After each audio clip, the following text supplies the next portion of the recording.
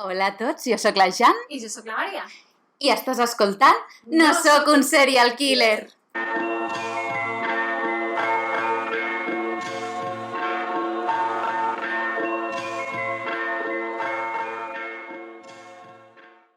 Bueno, avui és un dia molt important perquè és 7 de setembre. Què vol dir això? Res, és la cançó de Mecano que m'agrada molt i me toca molt a l'ànima i ho volia compartir amb vosaltres. Bueno, el dia que gravem no, el dia que ho penjarem, però a lo que consta és el mateix dia. Exacte. Llavors, feliç dia de Mecano a tots. Jo no sé res del cas. O sigui, vinc aquí, sorpresa total. Digues. És el cas de l'assassí del Zodíac. Per cert, l'emoció no és sobre l'assassí en si, sinó sobre la història del cas, no? No me'l penseu. Òbviament, no penseu que som fans dels assassins, som fans del true crime. Som a 20 de desembre de 1968. Es deixa veure la promesa del final d'un dels anys més durs de la història dels Estats Units. Va ser un any en el que Martin Luther King Jr. i el president Kennedy havien estat assassinats, ja comencem malament, i es van produir enfrontaments entre joves manifestants, o sigui que era caos, clar, tothom estava morint del pal, escolta, prou ja. I, a més, la guerra al Vietnam estava al centre de les protestes de cada famílies a prop de l'àrea de la badia de San Francisco.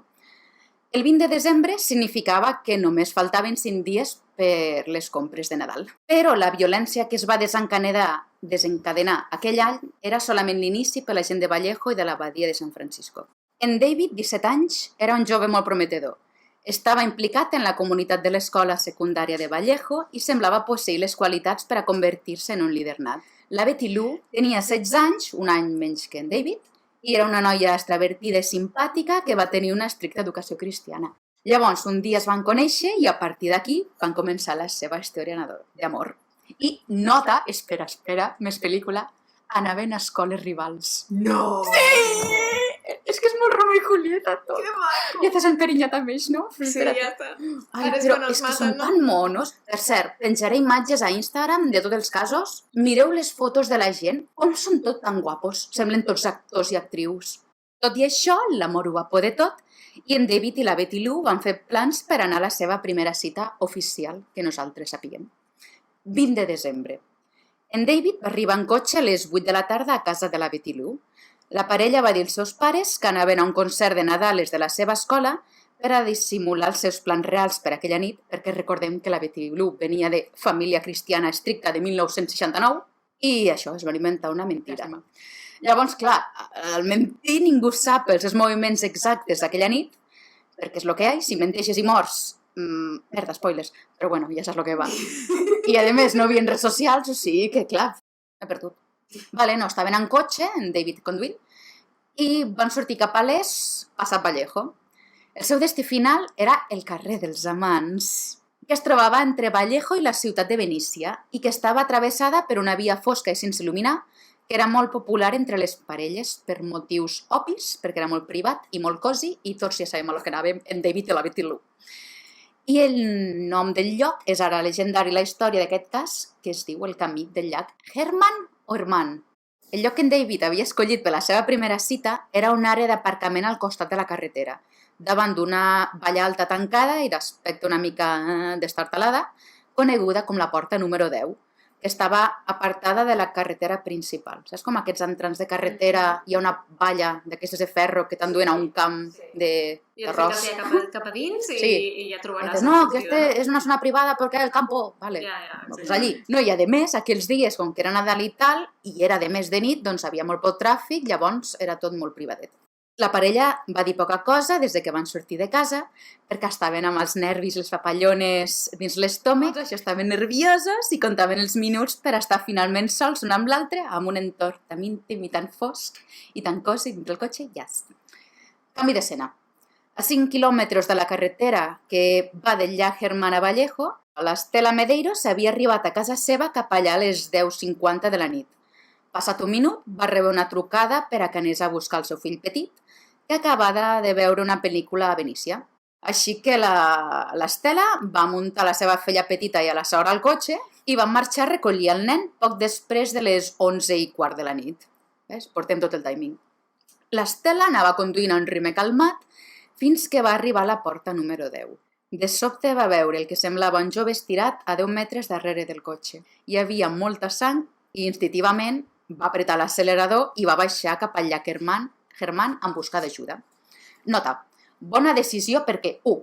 No saps si l'assassí està per allí i 2. Per molt anatomia de grec que veiguis, que en aquella època no existia, però actualment ja ens entenem, una no té coneixements mèdics per salvar algú, més enllà de posar betadine i una tirita. Llavors, molt bé, Estela.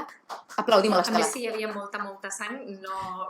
No t'arrisquis. Fica 1969 i no tinc recursos. Òbviament, molt bé. Llavors, tenim a l'Estela apretant l'accelerador i a l'apropar-se a una gasolinera es va adonar que havia un cotxe de la policia de Benícia i es va posar a fer senyals amb les llums del cotxe i a tocar la botzina per a cridar la seva atenció. Els agents ho van veure i van dir, ¿qué pasa aquí? I la sogra dient, escuche agente que he visto algo chungo, mira que lo voy a ver. És que la sogra era del sud d'Espanya, saps? Era sevillana. Quan els agents van arribar a l'escena van trobar-se amb el cadàver de la Betty Lou, que estava estirada a 8 metres del paraxocs posterior del cotxe i cap al costat del passenger. Aparentava tenir múltiples ferides de bala a l'esquena i molta sang al seu voltant. Llavors, tiros. El cos d'en David estava estirat boca amunt en angle recte, amb els peus en direcció al cotxe i al costat del seient de darrere del conductor. En aquell moment encara tenia senyals de vida en David, però es va declarar mort a l'Hospital General de Vallejo. Nota de, si t'havies encarinyat amb ells, espera't que t'acabo de destrossar. No. Un detectiu que va anar a fotografiar el cos sense vida d'en David a l'hospital es va donar compte que el noi estava agafant l'anell del seu col·legi que portava posat d'una forma molt estranya, com si d'alguna forma intentés evitar que algú li tregués l'anell.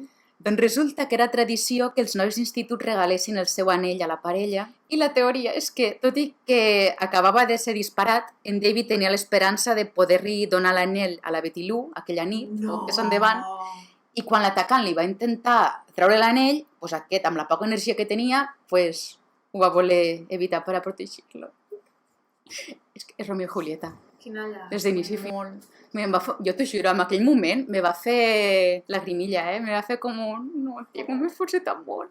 Els agents van trucar a la policia de Solano, ja que el crim havia tingut lloc en una àrea no incorporada al comtat de fora a la jurisdicció de Benícia. De mentres, anava a fer feina i es van posar a buscar al voltant proves i van trobar escampades per l'escena 10 carcasses llargues de rifle del calibre 22 Super X. En el seu moment, la teoria més popular de l'escena del crim era que l'assassí va sortir del seu cotxe, va disparar per la finestra posterior del cotxe d'en David per espantar la parella i aquests, a l'intentar escapar, es disparés els dos. Pistes fins ara. Tenim, per una banda, a una parella que havien aparcat al mateix lloc 45 minuts abans de que arribessin en David i la Betty Lou. S'ha de tenir bona sort. Van veure que un home que conduïa un Chevy de color blanc que els anava a passar per davant es va aturar. Al noi li va donar males vibracions i va fer l'encertat. Fot el camp, salvavides. Però, plot twist, el Chevy va fer un cop de volant i es va posar a modo persecució. Gràcies a Déu, la parella conduïa un cotxe esportiu molt fi, i van poder fer una maniobra de gir fora al volant, a lo Fast and Furious, i van deixar enrere el Chevy. Menos mal, però o sigui que el susto se'l van endur.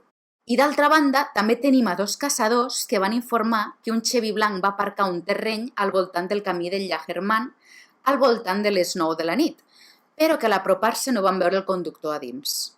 I a part d'això, no es van recollir més pistes. Però la cosa no va tardar molt en canviar. Darlene Ferrin era una noia jove de Vallejo de 22 anys, casada, divorciada, casada per segon cop en una relació oberta i mare d'una nena petita. Treballava com a cambrera en un popular restaurant local de Vallejo i gràcies a la seva personalitat amigable i social era molt estimada pels seus clients. Era una crac, o sigui, la Darlene... Una de les persones que coneixia la Darlene eren els bessons Mike i Stephen Majou, els quals van anar al mateix institut que ella i sempre intentaven cridar la seva atenció. I segons en Mike, tenien una relació amb intencions de matrimoni. O sigui que anava pel third round. La Darlene diu, escolta, tinc 22 anys, no vull perdre el temps. Vinga. Llavors, el 4 de juliol de 1969, la Darlene i en Mike anaven en cotxe, suposadament, a veure una pel·lícula de cine de San Francisco. De camí, els hi va entrar gana i van decidir anar a menjar alguna cosa ràpida, un takeaway. Aparentment, la Darlene que conduïa li va dir a en Mike que tenia que dir-li una cosa urgentment i aquesta va fer un gir en U i va suggerir anar al camp de golf Blue Rock Springs, el qual de nit era un lloc molt popular per a parelles i també per a traficants de droga. Molt bé. El camp de golf estava a uns 6 quilòmetres i mig de la porta número 10, on en David i la Betty Lou havien estat assassinats. La Darlene va aparcar el cotxe i van estar una estona mirant uns nens que estaven tirant petards celebrant el 4th of July fins que van marxar. Els va cridar l'atenció un cotxe que va passar lentament per davant seu. Va mirar en la seva direcció i va seguir conduint.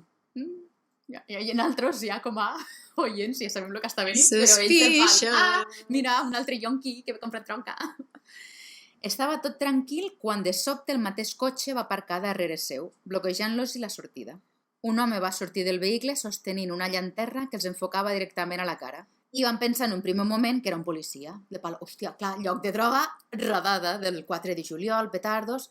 Quan l'home estava a uns pocs metres del cotxe, va començar a disparar a la Darlene i en Mike. El primer impacte va travessar la galta dreta d'en Mike, destrossant-li la llengua i la mandíbula i va impactar al costat dret de la Darlene. Atrapats dins el cotxe, l'única cosa que podien fer ara era cridar i posar-se, clar, les mans davant de la cara per a protegir-se, mentre aquell home es llançava una ràfega de trets a sobre. Enmig de tant caos, en Mike va tenir la idea d'embotir-se a sota del seient del cotxe, el qual era biplaça, i ell estava molt prim, a més, llavors va tenir la sort de poder-se embotir a sota. I amb el seu cos fora de camí, el tirador va començar a disparar a Darlene.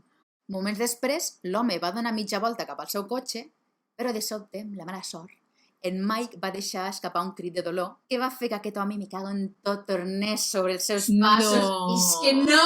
Això és el plot twist que dius, ha estat tan calma. No. L'home va tornar i va disparar 4 cops més al cotxe, ferint amb una bala en Mike i 2 a la Darlene. Finalment, el tirador va entrar al seu vehicle i va marxar.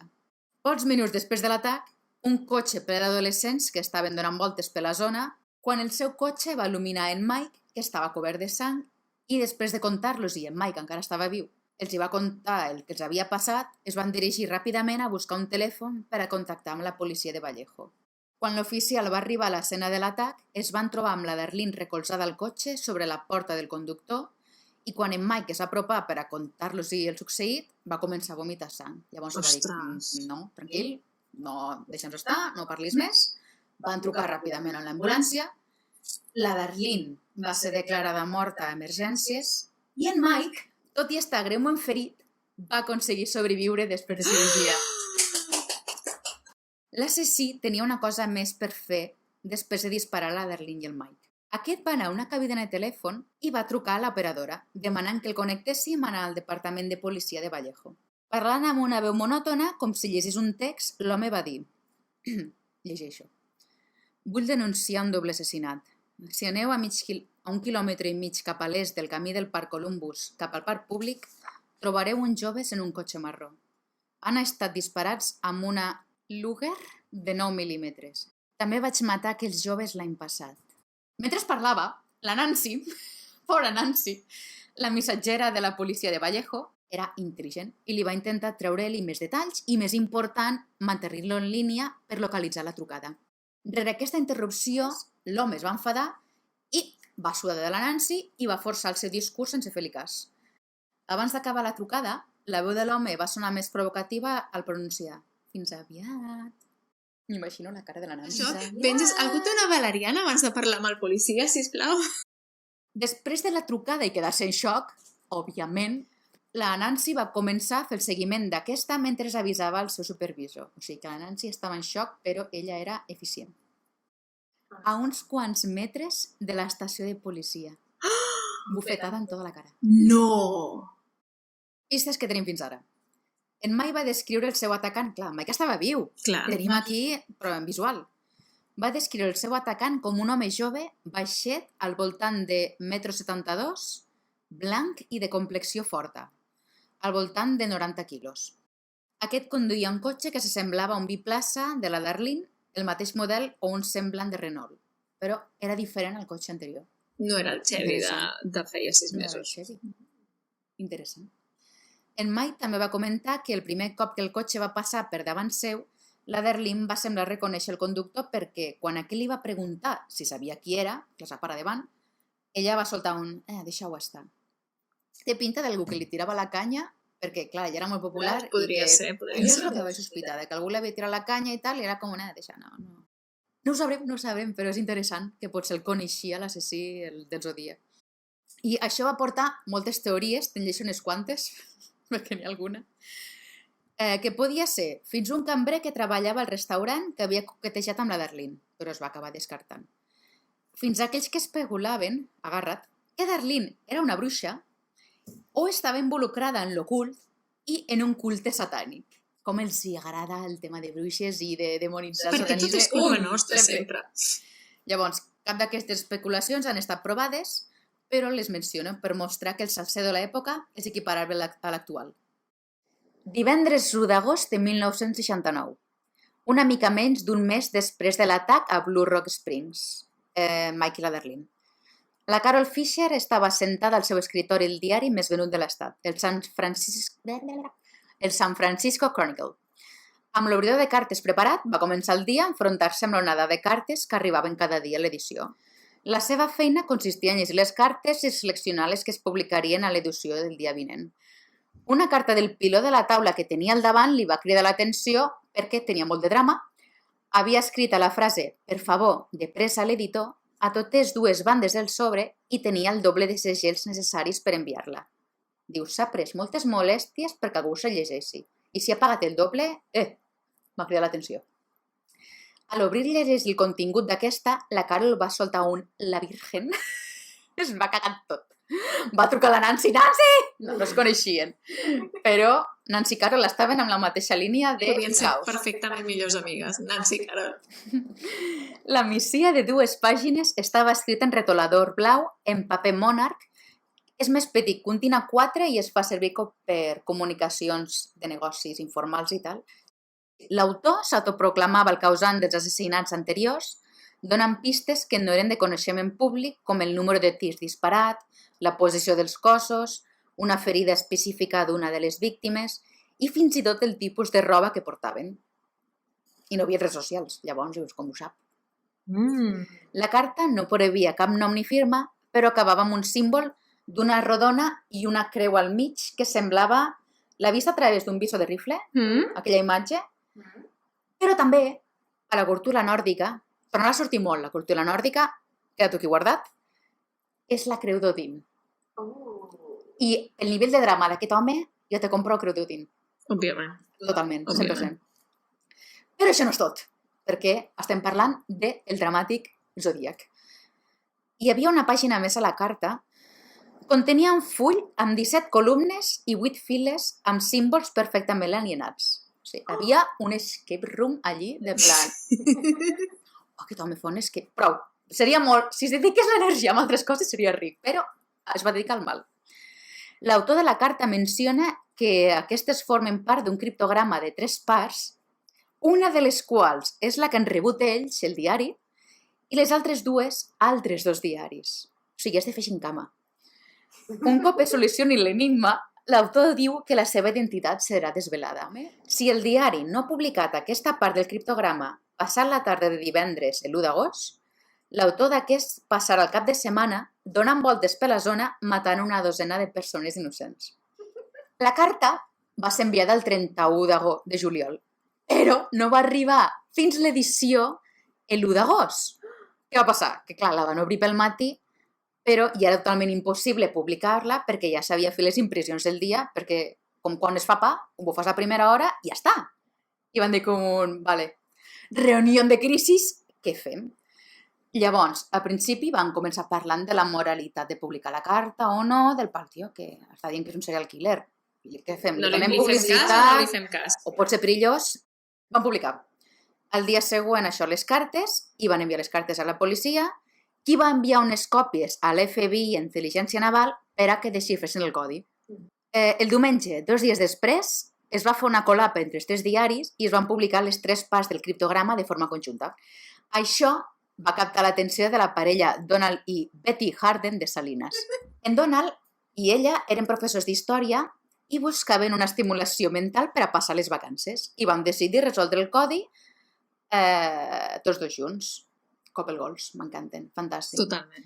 A principi no sabien com agafar-ho fins que finalment van tenir la idea de buscar símbols repetits seguidament que representessin la lletra L de kill. Kill, kill. Clar, perquè diu serial killer, doncs era kill, en algun moment. A partir d'aquí van anar desxifrant el codi fins a tenir la solució del criptograma. Zodíac, dramàtic. M'agrada matar gent perquè és molt divertit. És més divertit que matar caça salvatge al bosc, perquè l'home és l'animal més perillós de tots. Matar alguna cosa és l'experiència més emocionant. És fins i tot millor que fotre el clau amb una noia. La millor part és que quan mori renaixerà el paradís i tots els que he matat es convertiran en els meus esclaus. No et donaré el meu nom perquè intentaràs frenar o aturar la meva recollida d'esclaus per al meu més enllà. Has tornadat el fin. I acaba dient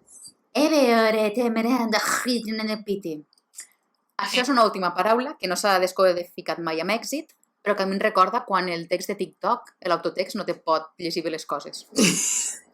Una altra part del missatge que va cridar l'atenció va ser la relació de la creu d'Odin i esclaus al paradís. Torna a aparèixer aquí, tema nòrdic.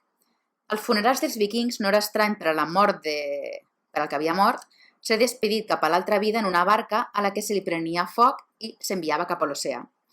En el cas dels amos, era comú que fos despedit amb una dona esclava, la qual era assassinada i disposada amb la barca amb el mort per a servir-lo a l'altra vida de la mateixa forma que ho havia fet en aquesta. Un dels moviments que va fer la policia en aquest punt, molt bon moviment, va ser provocar el suposat assassí públicament per a que demostrés d'una forma més convincent que era l'autor real dels crims. Perquè per ara, podia ser... Ja n'hem vist molts que reclamen que són els assassins que no havien sigut. Aquest va picar i va escriure una segona/quarta carta al San Francisco Examiner el 4 d'agost. Aquí va ser el primer cop que va portar el nom per identificar-lo. Deia, aquest és el zodíac parlant. I, drama! This is Zodiac speaking. I continua aportant més detalls, com que va pegar una petita llanterna al final del visor de la seva pistola per encertar les seves víctimes en la impenetrable foscor de la carretera al llac Herman. Per això van confondre amb un policia, però en veritat l'home era per apuntar millor. Perquè allí faroles no n'havien. Al campus de les universitats al voltant del país, el mes de setembre significava l'inici del curs escolar. Aquests dies en Brian es sentia trist perquè una atractiva petite blonde de 22 anys que cursava la major de música a la mateixa universitat i a la que coneixia des de fa 2 anys, havia decidit mudar-se més a prop de la seva família i anar a la Universitat de Califòrnia a Riverside. Quasi llegeixo Riverdale i dic, me quadra. I el seu nom era Cecilia Shepard. En el temps en el que en Brian i la Cecilia anaven a la universitat junts, es van convertir en millors amics. Eren besties. El dia abans de mudar-se, mentre la Cecilia estava preparant la seva maleta, en Brian li va proposar passar un últim dia junts. O sigui, si pot ser més adorable. Al final van decidir... Què van decidir? Anar a fer un viatge al llac Berryessa, que és un llac fet artificialment que es va crear inundant la vall que havia a prop i va formar illes al voltant de penínsules. Mentre es conduïen per la zona, en Brian i la Cecilia van tocar el clàxon al passar per davant d'una parella a la que coneixien al voltant de les 5 de la tarda. Al final van aparcar a un punt tranquil de la zona oest de la costa del llac. Van caminar uns 600 metres fins que van decidir plantar el pícnic a una de les penínsules. No, a una de les illes de la península. La península queda més a dalt i una de les illes que s'inunda o no depèn del nivell de l'aigua. Es van posar a parlar dels bons moments que havien passat, recordant anècdotes i gaudint del bon clima de la tarda. No devia haver passat més d'una hora quan la Cecília es va donar compte que tenien companyia. Estaven estirats a l'ombra, havien com a 2 arbres, ells estaven a l'ombra, i en Brian tenia la vista cap al llac i la Cecília cap als arbres i l'entrada de la illa barra península. I li tenia la vista directa a la que li va semblar un home. La Cecília va ignorar la pregunta que li va fer en Brian i li va dir que l'home que havia vist estava amagat darrere un arbre. No suspicious at all. En Brian va suposar que l'home estava fent un riu pel que no tenia que preocupar-se de més. Té lògica, perquè dius, no hi ha res més, està amagat darrere un arbre. Però la Cecília, que era una dona amb sentit aràcnid, va seguir mirant cap a aquella direcció i de sobte es va adonar que estava en una situació perillosa. Va mirar en Brian i li va dir oh my god, està venint cap a nosaltres i té una fucking pistola. Quan en Brian es va donar la volta per mirar en la direcció que mirava la Cecília, va veure que l'home estava darrere d'un dels dos arbres que tenien a prop i quan aquest es va posar de preu ja el tenien a sobre. L'home en qüestió anava vestit d'una forma molt peculiar. Està penjada la foto a Instagram. Portava un tipus estrany d'una samarreta negra, però com amb una jaqueta per dins, amb uns pantalons estil cargo militar del mateix color. També portava uns guants negres i el més xocant de tot és que portava una tipus caputxa negra barra sac que li cobria tota la cara, en plan vecinas de València, amb un forat per respirar a la boca i dos als ulls, en els quals portava unes ulleres de sol de clip enganxades, més altres ulleres de sol que portava per sota la caputxa. I, resaltant per sobre de tanta negror, hi havia un bordat fet amb molta cura, rotllo professional i costurera, però perfecte, perfecte, amb fil de color blanc, d'un cercle amb una creu a dins. Un traje de supervillano. És una pel·lícula de Marvel, això, però com se pot ser... Este tio, en sèrio, va agafar la mala carrera. En Brian i la Cecília no sabien el que significava en aquell moment. Al voltant de la seva cintura, l'home duia un cinturó en el que portava colgant una pistola i una funda de fusta amb un ganivet d'aproximadament 30 centímetres, que és tipus el ganivet de tallar pa, i estava fet artesanalment. La Cecília i en Brian es van quedar mirant en xoc l'aparició que tenien davant. Finalment, una veu de sota la caputxa els hi va dir si feu el que us dic, ningú sortirà malmès. Jo no sé per què, però no el crec. En Brian li va ser totalment honest, li va dir, senyor, sóc estudiante, vivo en la pobresa i sol porto sobre unes monedetes i es va produir un silenci incòmode. En Brian li va proposar escriure-li un xec. És pobre però és meravellós. Sí. A pesar de la perfecció de la proposta d'en Brian, l'home encaputxat, caperucita negra, va insistir en que no tenia temps perquè li va dir soc un convicte de la presó de Montana i he matat el guarda per fugir. El meu cotxe s'ha sobreescalfat i necessito arribar amb èxit. Cervell de la Cecília i en Brian en aquell moment ens acaba de confessar que ha matat una persona aparenta normalitat, segueix rient. Així que en Brian va mantenir el ritme de la conversa per tots. Ja que estava fent el curs de sociologia, se li va acudir que podia calmar la situació parlant amb aquell home. Aquest l'havia tranquil·litzat al confessar que el seu motiu era un robatori i sentint que no tenia altres motius, va pensar que, un cop passés tot, seria molt bona anècdota comentar-ho a classe. En Brian me representa com a persona. Uah, però quina llàstima. L'home va ordenar a en Brian que es posés de genolls i va posar les mans dins de la seva jaqueta, l'assassí, traient trossos de corda sintètica per tallada. A continuació, va ordenar a la Cecília que lligués a Brian. Aquesta, dona intel·ligent, va lligar amb Brian sense apretar perquè en el cas de que tinguessin l'oportunitat es pogués lliurar fàcilment. I va continuar lligant les mans de la Cecília, però va apretar l'ús d'en Brian, me cago en tot. I a continuació els va ordenar que es tombessin cara avall. En un principi en Brian es va posar, però l'home encaputxat no tenia el xotxo pa favorelillos i amb una veu monòtona a l'estil Severus Snape, t'ho juro que ho tinc escrit, i li va ordenar que fes plàs. Va treure la corda i va fer un ús de corbata entre els dos, que no entenc molt de terminologia bondage, doncs fer com un ús entre els dos circular. En aquell punt en Brian va pensar, ja està tot, ara agafarà les claus i marxarà. No! L'home havia desenfundat un ganivet. Quasi immediatament, en Brian va notar que aquest l'entrevessava 1, 2, fins a 6 vegades de forma consecutiva. L'atacant llavors va girar la seva atenció cap a la Cecília, la qual estava cridant frenèticament després de veure el que li acabava de passar en Brian. Aquesta va cridar i suplicar per la seva vida, però l'home va acabar apunyalant-la 10 cops. Aparentment satisfet, l'atacant simplement va tornar per on havia vingut sense agafar la cartera o les claus d'en Brian. A causa de la pèrdua de sang, a tots dos els hi va costar un parell de minuts desfer-se de les cordes, que la feina els hi va resultar més fàcil perquè la sang els hi feia relliscar les cordes. Uns quants barcos van passar sense parar-se. Manda huevos. No es van parar fins que finalment un pescador tripulant un vaixell amb el seu fill petit els van veure. Els van preguntar què havia passat i després d'escoltar la seva història van marxar perquè fotre el camp salvavides. Aquests es van dirigir a buscar ajuda al resort del llarg, qui va enviar un cotxe patrulla que estava per la zona. Aquí va haver un moment de mala comunicació perquè el que anava conduint el barco se li va oblidar dir-los «Ei, vaig a buscar ajuda». Van marxar directament I pobra Brian i Cecília es van quedar allí del pal. Ens acaba d'abandonar, me cago en tot. Però va passar un rato i ja van venir, però en aquell moment la por que van dir que passar, que dius, tio, comunicació és molt important. En totes les situacions. T'imagines que tu estàs allí en una estació del pal, tio, que m'han fet mal, no sé què, i l'altre, i se'n va i tu. Hola? I, a més, uns treballadors que havien al resort, a part de la policia, uns treballadors, un home que es deia Archie White i la seva dona i el senyor Fong, es van posar mans a l'obra del pal. En volem ajudar, Avengers Assemble, van agafar una llanxa elèctrica i van arribar a l'escena del crim trobant-se la Cecília de genolls, movent-se cap avant i cap enrere, sofrint, clar, terriblement de dolor, i a pesar de tot, la parella els hi va donar una descripció del seu atacant i del que havia passat. Encara estaven vius.